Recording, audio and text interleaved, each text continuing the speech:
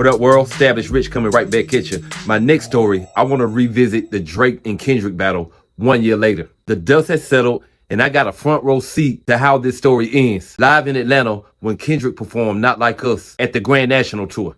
But before we get there, let's take it from the top. It all started with a spark. Drake dropped First Person Shooter in 2023 with J. Cole. He called him, Kendrick, and Drake the Big Three. But Kendrick? He was not trying to share that crown.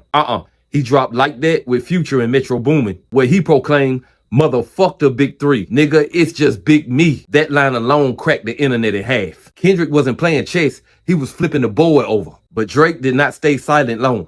He came back with push-ups and tailor-made freestyle. There were jabs, jokes about Kendrick's height, swipes at Dave Free, even AI Tupac and Snoop verses. But it all felt plastic, synthetic. Even push-ups, nobody knew if it was a real song or AI. And that's where Kendrick separated himself. Then came Euphoria, the song that shook souls. Your favorite, my favorite, and the track that didn't just diss Drake, it dissected him.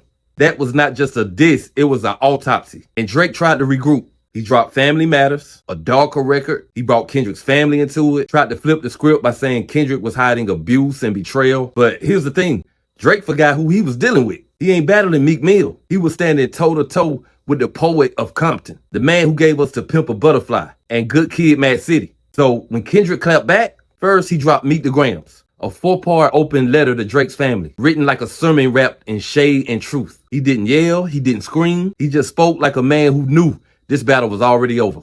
Then he dropped Not Like Us, and it was not a diss track, it was a dance floor funeral. Mustard on the beat, the West Coast was celebrating while Kendrick roasted Aubrey, trying to strike a chord in its probably A minor. And it wasn't just the balls, it was the feeling. And that brings me here, Atlanta, the Grand National Tour. I'm in the building, Kendrick's on stage, and then the beat drops. Not Like Us. Bro, the place went up like church on Resurrection Sunday. You could feel the spirit of hip hop in the room. Old heads, young heads, everybody unified in hip hop. So what's the verdict 1 year later? Kendrick's respect is sky high. Drake's mystique has faded. The memes are gone, the rollout is dead, but the music lives on. Kendrick did not win with jokes. He won with truth, style, and clarity. He reminded the world that hip-hop is not just a hustle. It's a culture, a code, a calling. And for one night in Atlanta, as that bass rattled the arena and Not Like Us hit the speakers, I could feel it deep in my chest. This wasn't just a battle, it was a moment. And Kendrick Lamar walked away not just a winner, but as the spirit of the culture. I think this battle is going to be talked about for decades to come.